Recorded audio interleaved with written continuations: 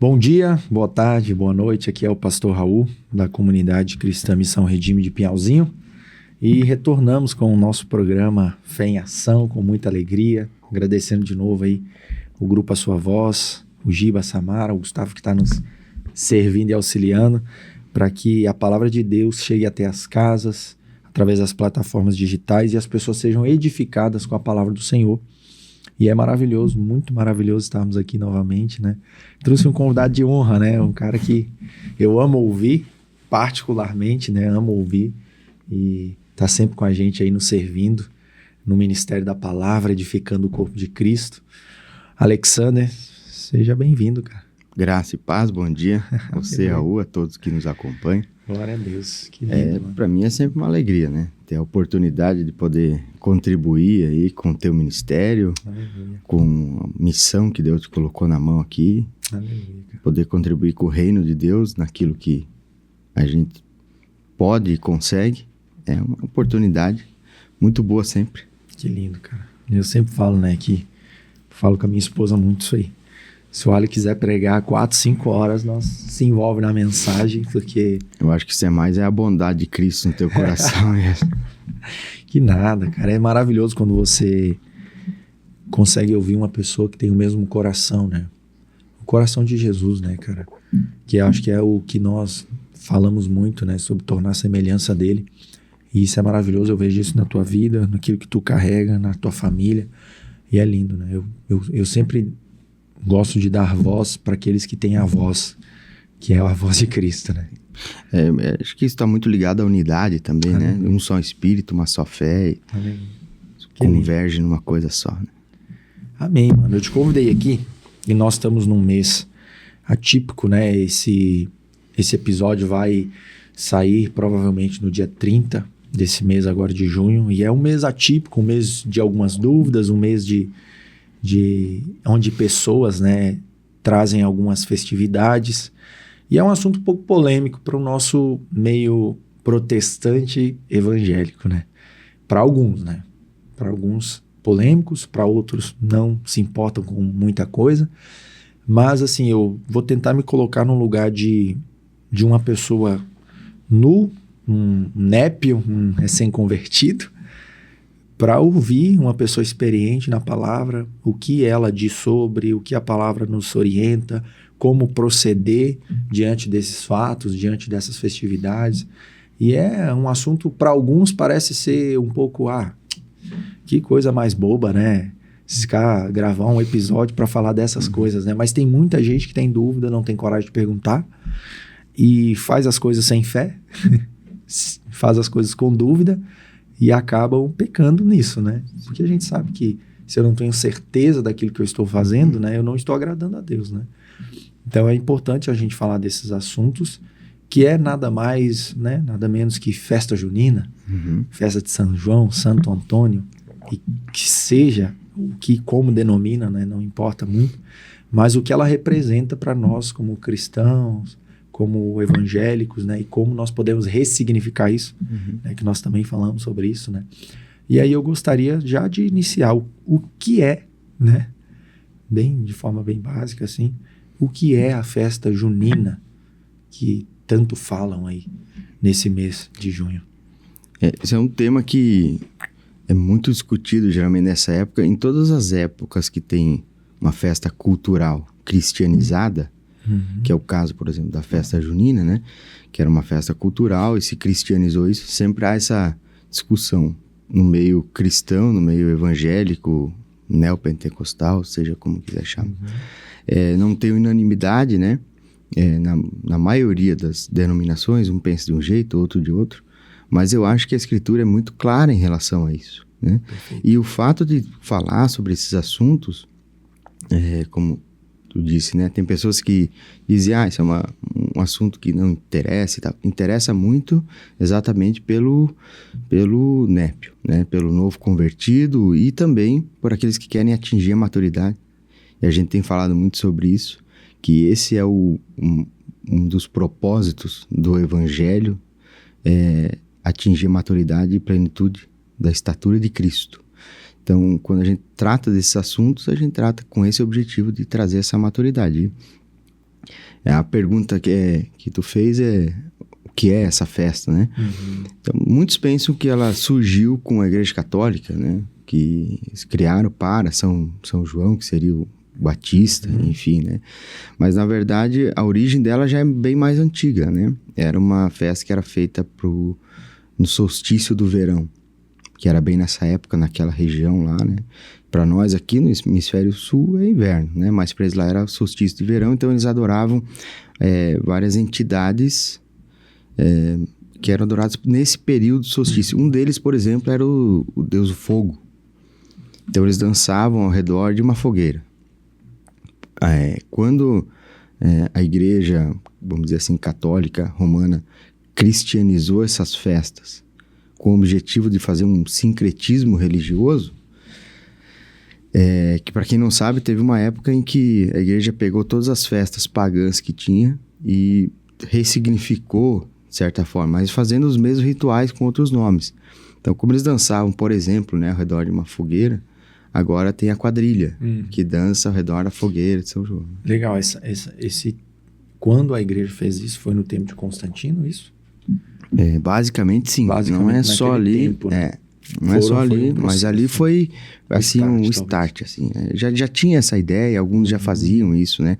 Algumas pequenas comunidades, vamos dizer assim, já faziam isso, né? Mas ali foi uma estratégia, enfim, política imperial, né? E legal isso, porque você falou da quadrilha ali, né? Ressignificando não, mas trazendo o sentido, né? De dançar em volta da fogueira, né? É algo que os índios também fazem, né? Se você for olhar,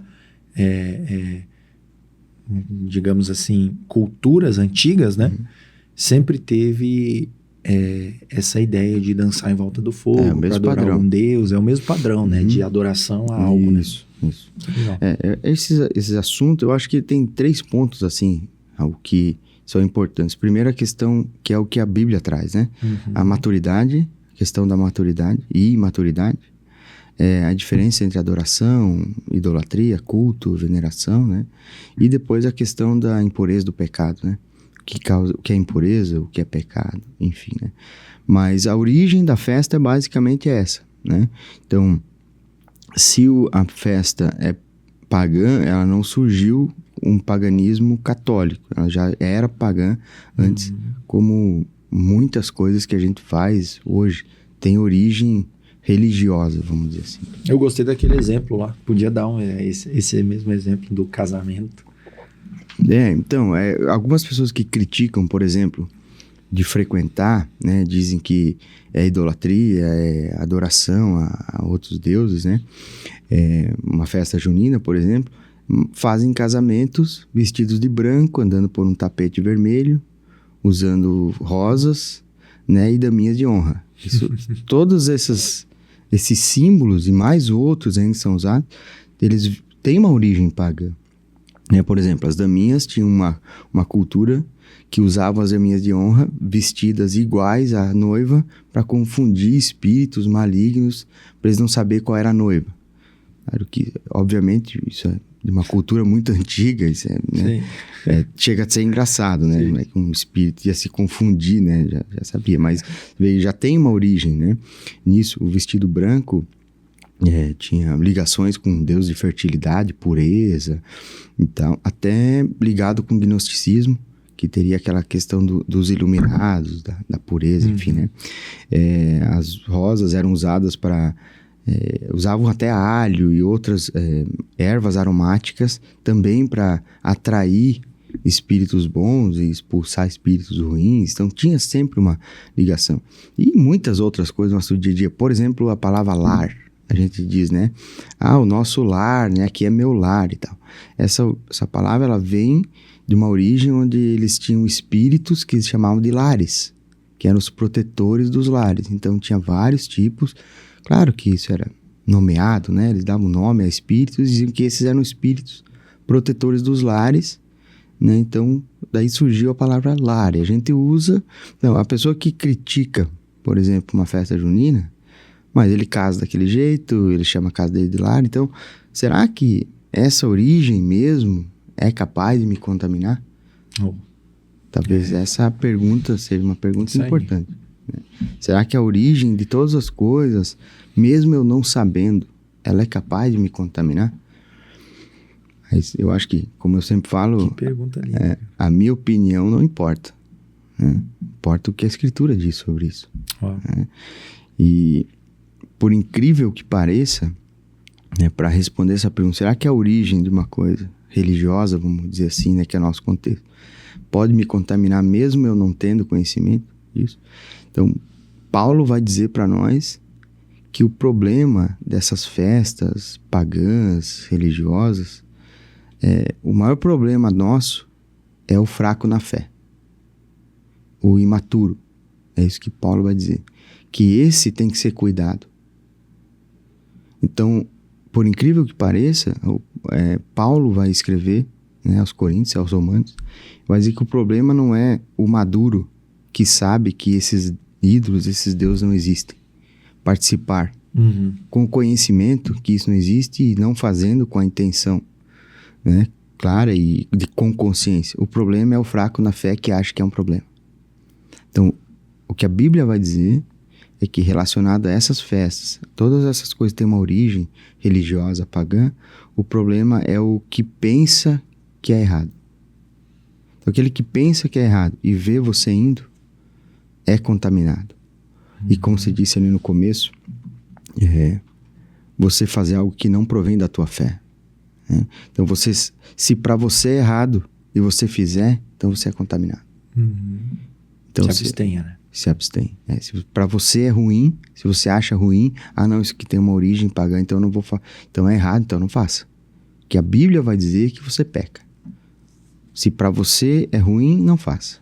E se para você que é maduro e tem conhecimento que aqueles deuses que eram adorados no solstício de verão não existem, que há um só Deus, então você não vai lá para adorar aqueles deuses porque você tem consciência. Então Paulo escreve aos maduros. Diz, você que é maduro e tem conhecimento de Deus, não vai ser contaminado por isso. Mas você tem que pensar naquele que é fraco. Que lindo. Então, aquele que é fraco. Então, Paulo fala claramente, né? Eu poderia dizer, me desculpe por dizer isso, mas não, eu fico feliz em esclarecer talvez alguma coisa. Paulo diz que aquele que pensa que uma festa é errado, um cristão ir numa festa pagã é fraco na fé.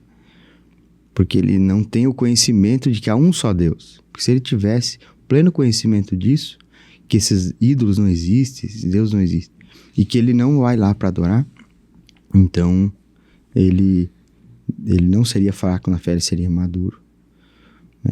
Vamos ler um texto nesse sentido. Para fundamentar. E antes de ler o texto, é bom a gente já mencionar o que a gente vai falar depois.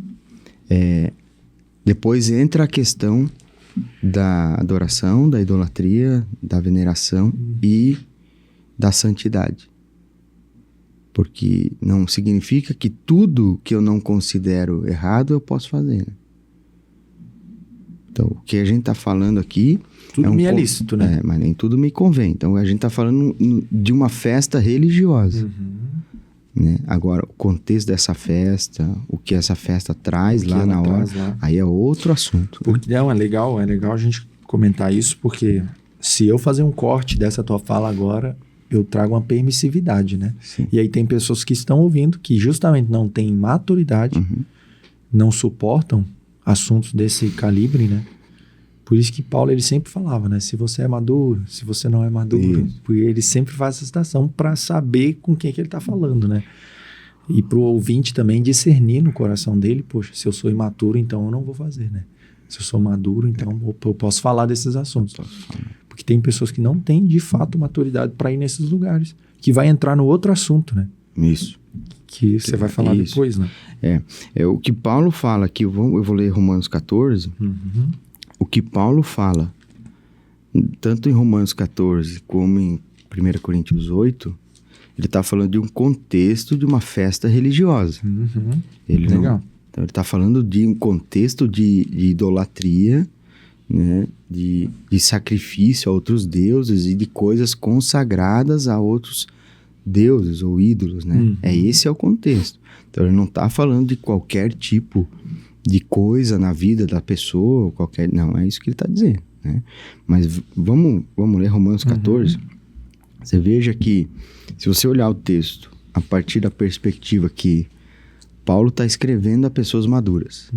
Então ele fala dos fracos na fé como um terceiro que não está na conversa, né? Então olha o que ele diz: recebam quem é fraco na fé, mas não para discutirem assuntos controvertidos. Então já começa aí.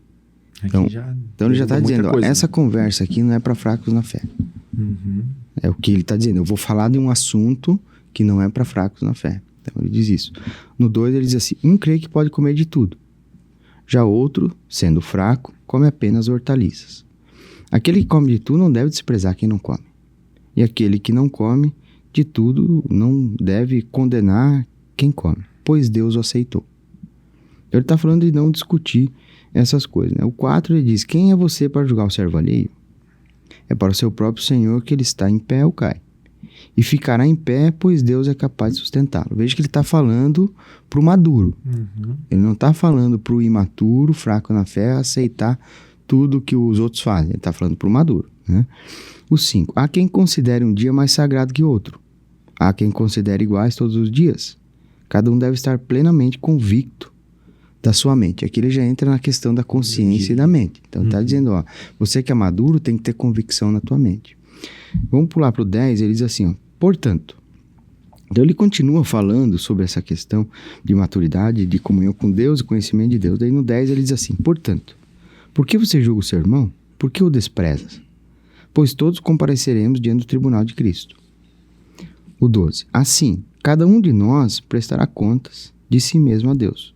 Portanto, deixemos de julgar uns aos outros. Em vez disso, façamos o propósito de não pôr pedra de tropeço ou obstáculo no caminho do irmão. Então aqui ele já, como ele está falando a maduros, ele está dizendo, ó, não fique julgando aquele irmão que acha que não deve ir. Então vamos trazendo para o contexto da festa junina, né? Não fique, você que é maduro, não fique julgando. Fique dizendo, discutindo com aquele que acha que é errado, que ele deve ir ou não, né? Aí ele diz assim, no 14, estou convencido, sendo completamente persuadido no Senhor Jesus, de que nada é impuro em si mesmo. Mas se alguém considera algo impuro, então para tal pessoa é impuro. Então, olha o que ele está dizendo. Eu estou persuadido, completamente, ele diz, convencido no Senhor de que nada é impuro em si mesmo. Mas se você considera impuro, para essa pessoa é impuro. Então, olha o que ele está dizendo. Ele está falando de festa e de sacrifícios a ídolos e tal. Então, o que Paulo, trazendo para o nosso contexto? Paulo está dizendo assim, eu estou completamente persuadido que a festa junina não é impura em si mesmo. Mas se para você é impura, então, para essa pessoa é impura. Se o irmão se entristece por causa do que você come, então você já não está agindo por amor. Não destrua o seu irmão porque em Cristo morreu por causa da sua comida. O 18. Aquele que assim serve a Cristo é agradável a Deus e aprovado pelos homens. Por isso, esforcemo-nos em buscar tudo quanto conduz à paz e à edificação mútua. Não destrua a obra de Deus por causa da comida. Todo alimento é puro, mas é errado comer qualquer coisa que faça os outros tropeçarem. Então veja que a condução de Paulo é dizendo assim, ó, tá, você que é maduro sabe que esses ídolos não existem, mas você não tem que pensar em si mesmo. Você tem que pensar no outro. Então você não tem que viver por você, pela tua consciência do que você acha que é certo ou errado, mas sim em conduzir a paz mútua com todas as coisas. 21. É melhor não comer carne, nem beber vinho, nem fazer qualquer outra coisa que leve seu irmão a cair. Assim, seja qual for o seu modo de crer a respeito dessas coisas, que isso permaneça entre você e Deus. Bem-aventurado o homem que não condena naquilo que aprova. Mas aquele que tem dúvida é condenado a se comer, porque não come com fé, e tudo que não provém da fé é pecado. Então veja que a Escritura deixa muito claro, né? Se você é maduro e tem um determinado conhecimento em alguma coisa, se alguém não te chamar num podcast para você falar abertamente ao público, deixa isso entre você e Deus, né? Mas o 15:1 é lindo, né? Ele dá continuidade, né? Nós que somos fortes devemos suportar as fraquezas dos fracos em vez de agradar a nós mesmos. Então ele está falando para quem? Para maduros, né? Então a conversa é essa. Ó, você que é maduro e tem conhecimento de Deus sabe que nada é impuro em si mesmo, mas pense no outro. Então você que é maduro e sabe que aquele ídolo não existe, que aquela comida não é impura porque alguém consagrou, né? É isso que o Paulo está dizendo, né? Mas se na tua comunidade as pessoas se escandalizam, não faça. Né? Porque esse é o Espírito de Cristo. Então o maduro, o ruiós de Deus, que é o filho maduro de Deus, ele, como a gente dizia ontem, não basta ter conhecimento de Cristo sem refletir a imagem dele. Que lindo. Nas atitudes, na vida, né? E o Cristo é aquele que entrega a vida voluntariamente pelo outro. Então eu nego a mim mesmo por amor do outro. Essa é a essência de tudo isso, né? Então, pode e não pode. Se fazer o teu irmão mais fraco na fé cair, não pode. Que lindo, cara, porque isso aqui exclui todo rudimento, toda doutrina e filosofia vana. Que homens, né, mal intencionados, porque a gente sabe que na história aí, por esses longos e últimos anos da igreja brasileira, a igreja viveu muito inclusive as pessoas têm essa visão da igreja, né, que não pode nada, né? Meu Deus, então eu vou virar crente e eu não vou poder fazer nada. Tem vários memes, né? Sim. Pessoas que zombam disso, né? Uhum. E é muito pelo contrário, né? As pessoas não entendem, né? Porque até o nosso pastor Jonas gosta de referenciar essa fala dele, porque as pessoas elas olham para o jardim e vê só o fruto proibido, né? E mal sabem eles que Deus falou, comam de tudo. Menos aquele. Mas comam de tudo, né? Então as pessoas elas focam tanto naquilo que é proibido e esquecem de abrir os olhos pro que é permissivo, porque pode, porque isso é uma conversa de pessoa madura, né? E o imaturo sempre olha para aquilo que não pode, né? Sempre está discutindo o que não pode. É igualzinho a criança quando ela é bem pequena. Eu tenho uma filha de 1 ano e meio, né? Se ela vir aqui nessa sala, ela vai escolher pegar a coisa mais perigosa que tiver aqui. Pode ter 20 brinquedos, se tiver uma faca, ela vai olhar para a faca. Então ela vai estar. Que lindo, sempre que linda essa tua fala aí. E é bem assim mesmo, né? Você pode ver, quando você vai conversar, você sabe que um cristão é imaturo quando você vai conversar com ele e ele só fala de coisas proibidas. Oh, que ilustração maravilhosa. A minha filha, sabe qual foi a primeira palavra que ela aprendeu a falar? Não. Ela ouvia tanto não. E não é porque não podia, é para proteção. Sim. E aí a gente vai entrar nesse assunto depois, né? Para protegê-la, vamos dizer não. Porque a gente sabe que alguns objetos não vai fazer mal, né? Mas pode. Não tem um risco iminente, mas tem uma possibilidade aparente, vamos dizer assim.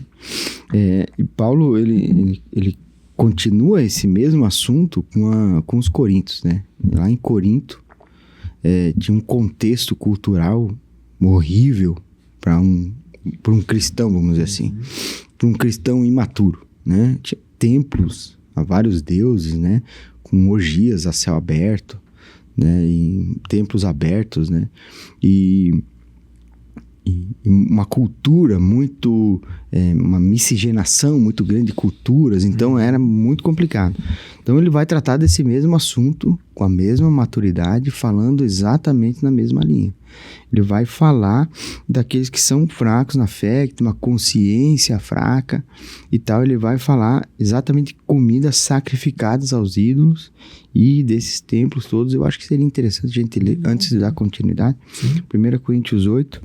E acho que Paulo, ele escrevia muito bem, então ele sempre ficava separando o texto. Ele explicava, ele sempre usava muito, portanto, contudo, no entanto, para sempre estar puxando a pessoa a isso. E quando você for ler a escritura, preste atenção nessas coisas. Então, 1 Coríntios 8, ele começa o texto dizendo assim: quanto a comida sacrificadas aos ídolos, sabemos que todos temos conhecimento. Olha como ele começa de novo. Estou falando para maduros, para pessoas que têm conhecimento. Todavia, o conhecimento traz orgulho e o amor edifica. Ele já mata ali, né? Ele já mata ali. Ó, tá? Você que tem conhecimento e maturidade, isso pode trazer orgulho. Então não seja orgulhoso. Diz, não, eu tenho conhecimento, sei que não tem problema, você que se vire. Não, por isso que ele diz, o conhecimento traz orgulho, amor, edifica, né? Quem pensa conhecer alguma coisa, ainda não conhece como deveria. Aquele que diz que sabe tudo sobre alguma coisa, já está mostrando que não sabe. É isso que ele está dizendo. Mas se alguém ama a Deus, este é conhecido por Deus. Portanto, em relação à comida sacrificada aos ídolos, sabemos que o ídolo não significa nada no mundo e que há um só Deus. Esse é o conhecimento que ele estava falando lá no início, né? Essa consciência. 5. Pois, mesmo que haja os chamados deuses, quer no céu, quer na terra, como de fato há muitos deuses e muitos senhores, para nós, porém, há um único Deus, o Pai, de quem vêm todas as coisas e para quem vivemos, e um só Senhor, Jesus Cristo, por meio de quem vieram todas as coisas e por meio de quem vivemos. 7. No entanto, agora já vai, aí está dizendo, mas tem um mais, né? No entanto, nem todos têm esse conhecimento. Alguns, visto que ainda consideram a existência do ídolo, comem esse alimento como se fosse um sacrifício idólatra. Então a consciência fraca deles é contaminada. Então ele estava falando maduros, agora ele entrou no assunto dos fracos na fé. Né? Dos imaturos, ele diz, ó, tem gente que acha que o ídolo existe mesmo.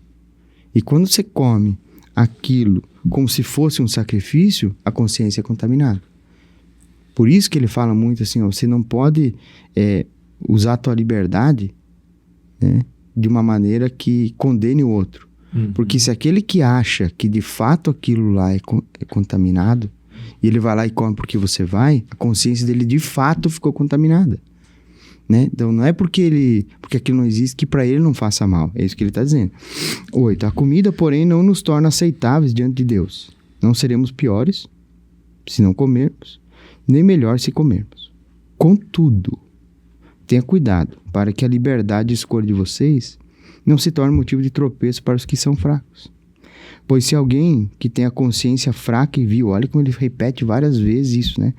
Você que tem esse conhecimento, comer em um templo de ídolos, não será induzido a comer do que foi sacrificado a ídolos? Está dizendo que se ele vê você lá, será que ele não vai ser induzido a ir lá? Né? Assim, esse irmão fraco, por quem Cristo morreu, é destruído por causa do conhecimento que você tem. Quando você peca dessa maneira contra os seus irmãos, ferindo a consciência fraca deles, peca contra Cristo. Portanto, se a comida que eu como é motivo para o meu irmão pecar, nunca mais comerei carne, para não levar o meu irmão ao pecado. Então, é muito claro. Que nível, né? Que nível de maturidade, né? Está dizendo, olha, não é pecado ir lá. Se você tem consciência de que aquele ídolo não existe, que aquilo, mesmo que é sacrificado, não tem valor nenhum, porque é um só Deus. Mas você tem que pensar naquele... Veja que, de novo, o problema é aquele que é fraco na fé, que é imaturo, que acha que se for lá... Que está te olhando. Que está se espelhando em ti, né? Então, esse é o que a gente tem falado muito, né? É o Cristo em nós, a esperança da glória. É o Cristo em você que é a esperança da glória. Então, é quando você deixa de viver por você e passa a viver pelo outro. Ah, mas então eu vou viver agora pelo outro, sim. Esse é o Cristo. É nisso que conhecemos o que é o amor. É nisso que conheço o que é o amor. Porque o Calvário, né? O Hernandes Dias Lopes fala muito isso. Então ele disse que o Calvário é o caminhar do pai e do filho juntos. Então o pai não poupou nem o seu próprio filho por amor de nós que eram seus inimigos. E o filho diz assim, a minha vida ninguém tira, eu espontaneamente a dou. Daí diz, né, que aquele que crê nele deve andar como ele andou. Então, se fosse para entrar nesse assunto, nós ficaríamos aqui até amanhã. Né? A esperança da glória é que você seja o Cristo.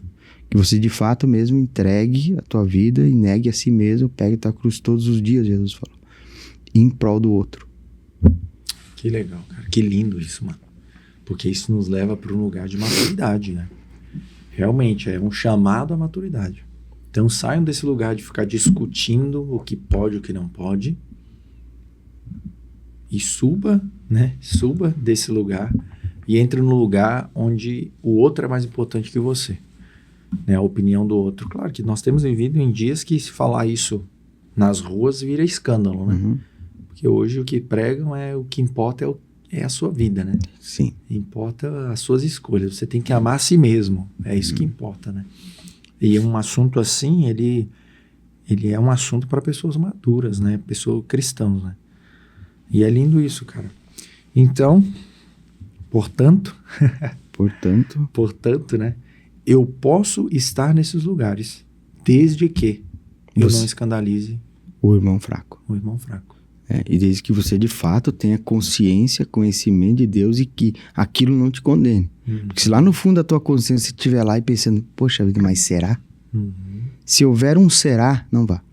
Então, será aquele que assunto que sem fé... Sem fé, é impossível agradar a Deus e tudo que é feito sem fé, né? Não é conforme a fé, é pecado.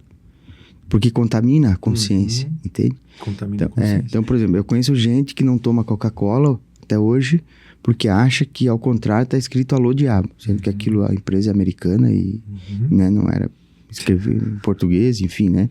Mas se aquela pessoa tomar, a consciência dela está contaminada, porque ela acha mesmo que aquilo é assim. Então, um exemplo, né?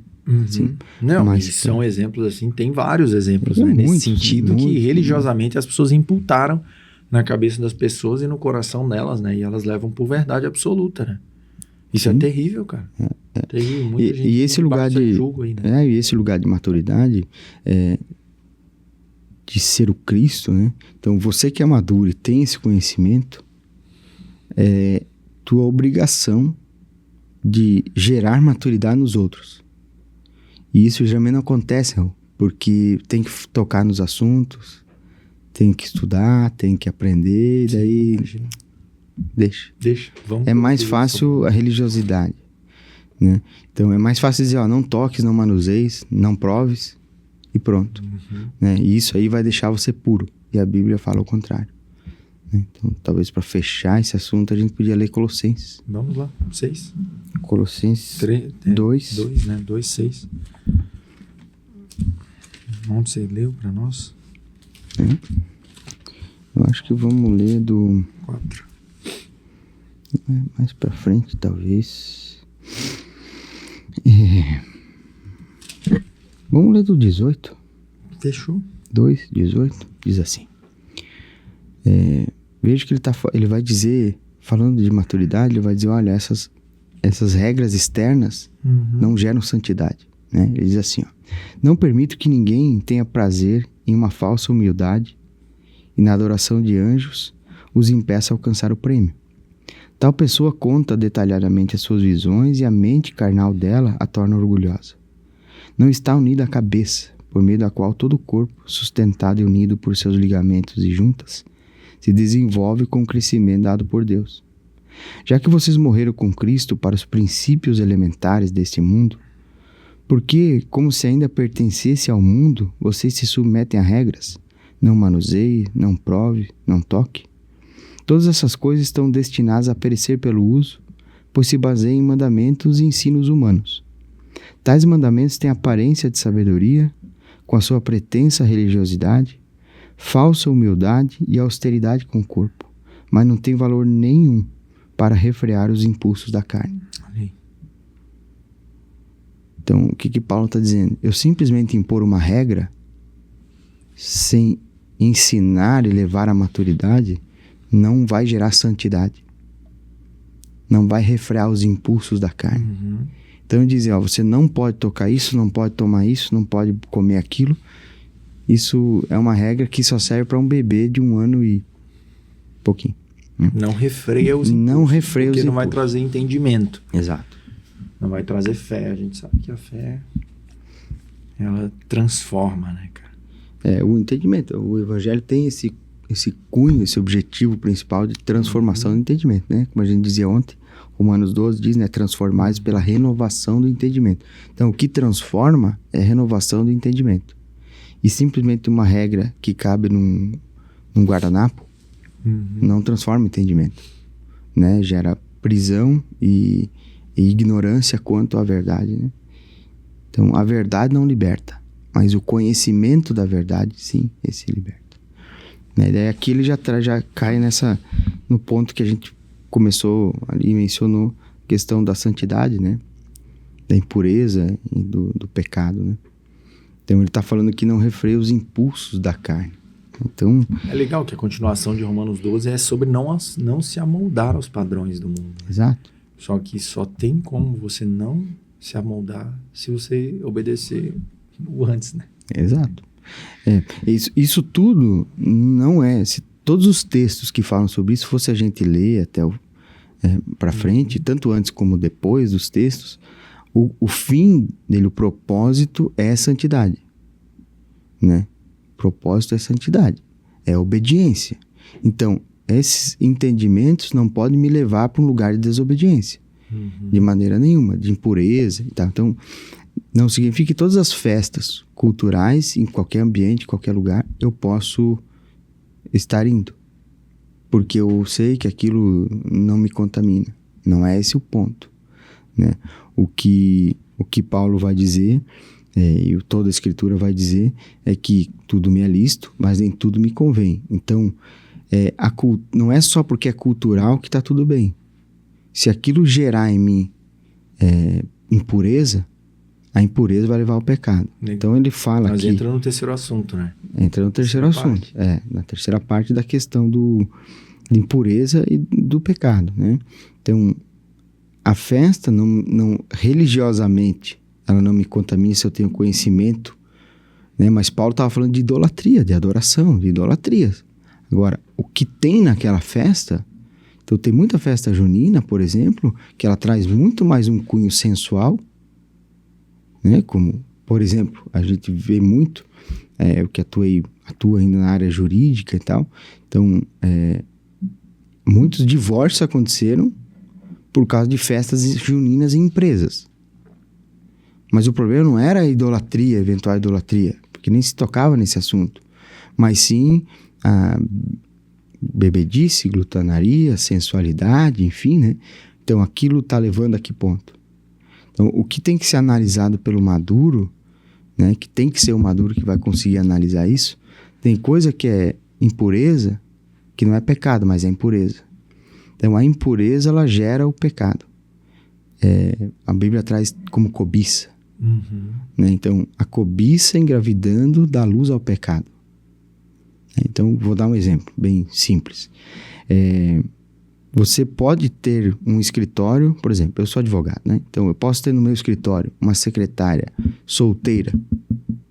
Posso. É pecado? Não. Não. Vamos supor que ela seja muito bonita.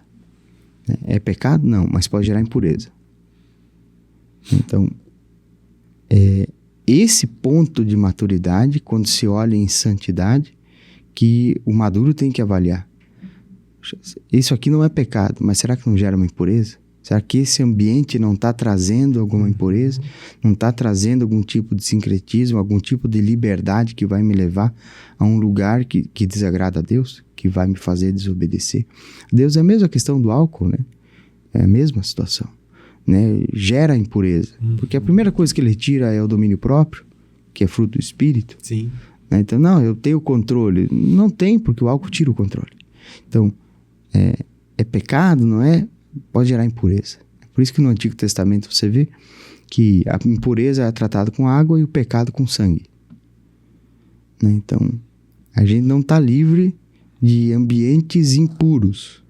Né? Nós vivemos no mundo. Jesus disse, não os tires do mundo, mas os livres do mal. Né? Por isso que é tratado com água. E a palavra é sempre retratada como a água. Por isso que quem quer viver uma vida para Deus sem palavra não consegue se limpar. Porque Jesus falou para os discípulos, né? Vocês já estão limpos pela palavra que vos tenho dito. Então a palavra vai nos livrando das impurezas, vai trazendo à luz essas coisas para que a cobiça não engravide e não gere o pecado. Aleluia. Então acho que esse é o ponto, esse né? é o ponto chave, né? Chave. Então, tudo que a gente disse antes da liberdade que a maturidade traz... Liberdade em Cristo.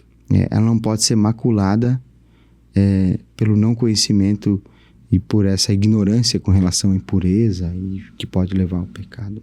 E aí entendemos os pastores das últimas décadas, né? Começamos a entendemos o posicionamento deles de proibir e não ensinar, né? Talvez eles aprenderam assim, né?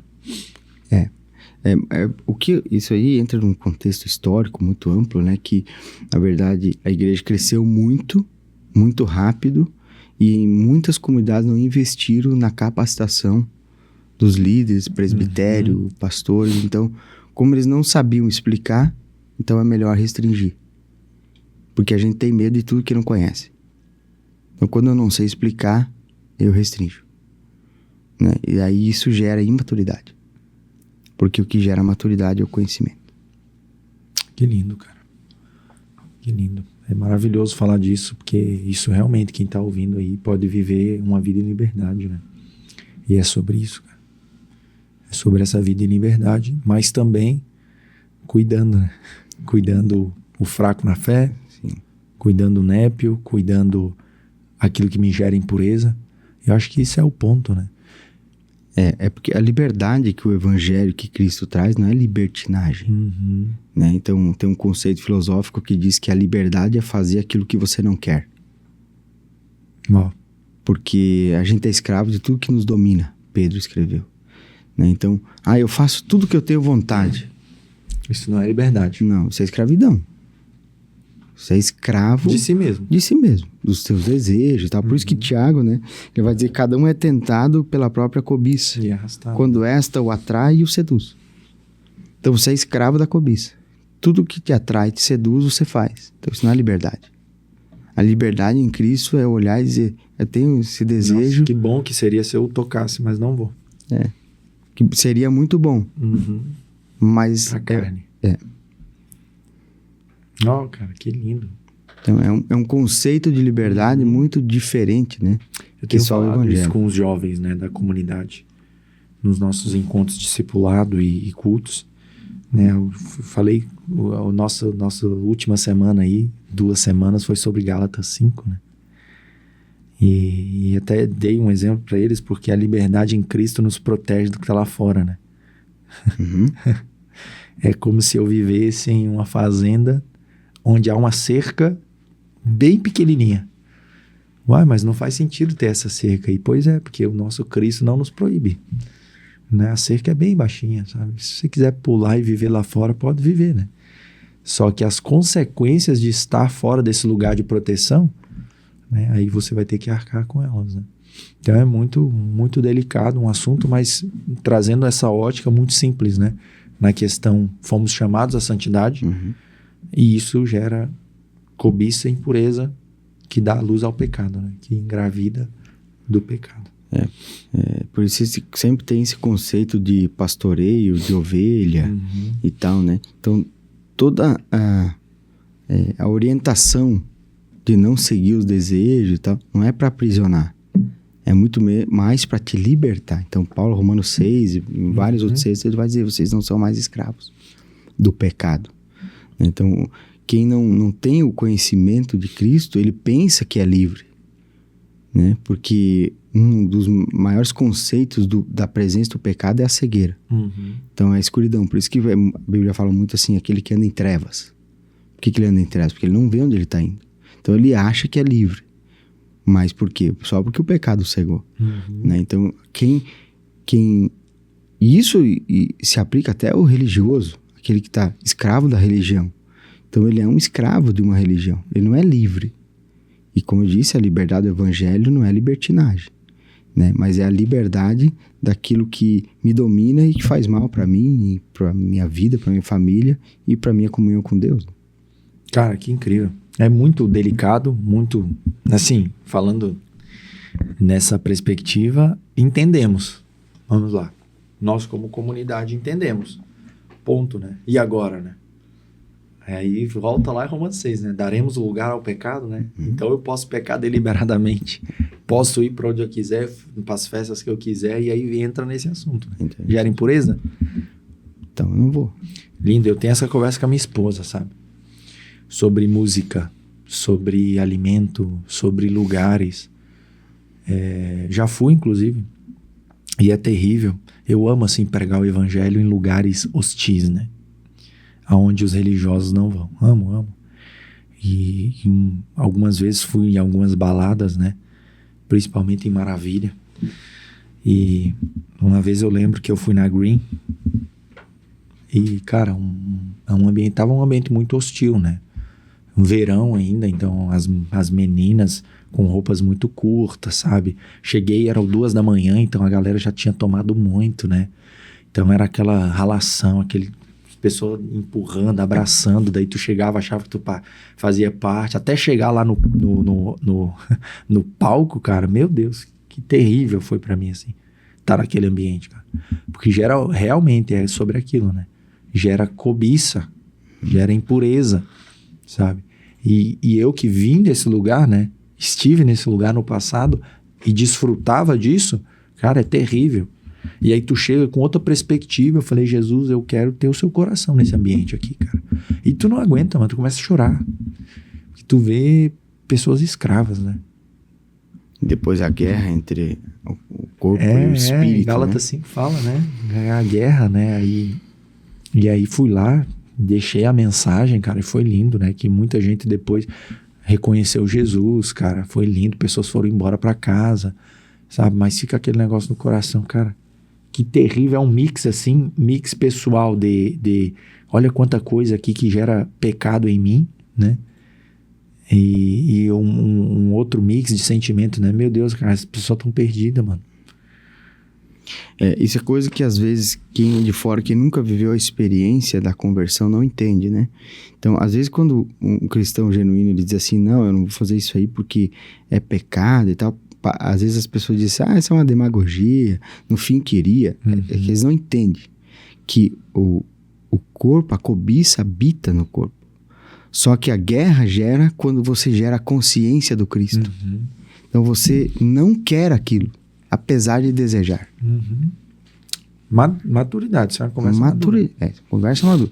O corpo habita o pecado e ele vai sempre desejar e tentar te atrair. O Paulo fala muito sobre isso, que o corpo ele tenta dominar, que o pecado que o pecado é como uma personalidade que tenta te convencer a fazer a vontade dele. E isso vai acontecer até o dia da ressurreição. Então o pecado é uma personalidade onde você vai tentar te dominar, fazer a vontade dele. E essa é a guerra. Por isso que para fazer essas coisas, para estar nesses ambientes que geram impureza, que vão dar armas ao pecado para tentar te convencer de fazer a vontade dele, precisa ter muita maturidade, né? Muita maturidade. Então... Que lindo, cara. Ó, que top essa conversa aí. Quer trazer mais algum? Então, como é que nós podemos concluir isso aí? Quer trazer mais algum assunto antes? Eu acho que daria para concluir, assim, né? Dizer assim... sendo bem direto, né? O cristão, ele pode participar de festa junina? Essa é a pergunta, né?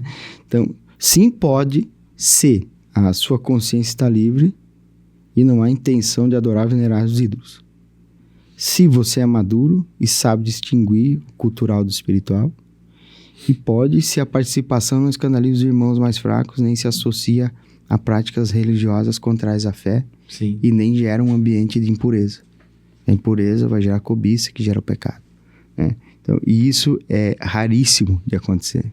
É isso que eu ia falar. É raríssimo você estar numa comunidade, né, onde ninguém que tem uma ligação com você, ainda mais pensando que todo mundo usa rede social, né, que alguém um dia vai ver isso, que vai entrar um novo na fé na tua comunidade, de repente vai ver uma foto tua numa festa dessa e vai se escandalizar. Então isso é raríssimo acontecer. Vai te repreender, né? Isso é muito raro de acontecer. Mas é aquela coisa, deve evitar se a festa tem conotação espiritual, né?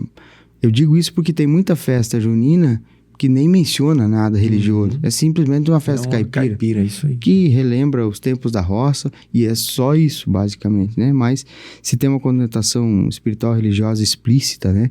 Com missas, procissões e tal, às vezes, né? Novenas, enfim, né? Isso tem que, obviamente, evitar, né? Sua participação pode enfraquecer ou confundir os outros cristãos, que é o que a gente tem falado aqui desde o início, e se há risco de contaminação moral ou espiritual, né? Com bebedeira, sensualidade, enfim, essas coisas. Que lindo, cara. Eu como pastor de uma comunidade, né? Se perguntarem para mim, eu vou perguntar a motivação. Por quê, né? Por que você quer? Tá sendo imposto? Porque hoje algumas escolas, né, e, enfim, a gente está inserido na sociedade, impõe isso para os pais, né? Ah, o seu filho tem que vir participar. Ah, se você vir não vai perder nota. Quantos jovens, né? Ah, ô pastor, eu não quero ir, mas se eu ir eu vou perder nota da escola, né? Cara, então às vezes é um pouco imposto, né? Qual é a motivação de você estar nesse ambiente, né?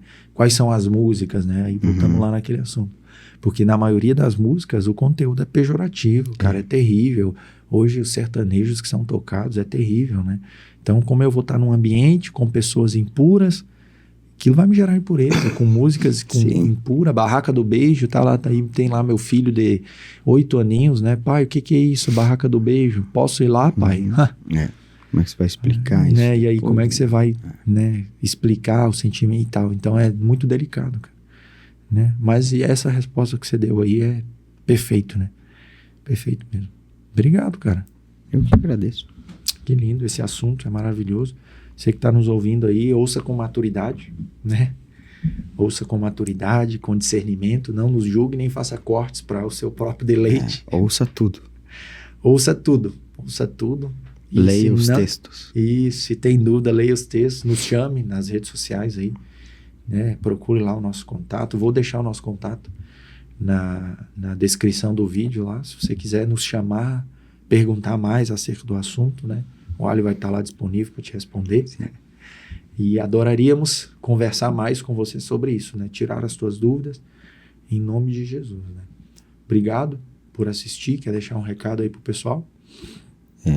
Leia a Bíblia e entenda. Se não entender, procure quem te explique. Leia a Bíblia e entenda. É isso aí, que lindo. Deus abençoe a sua vida em nome de Jesus. Agradeço o pessoal da TV A Sua Voz. Jesus te ama, querido. E tem um propósito na sua vida. Um abraço. Deus abençoe.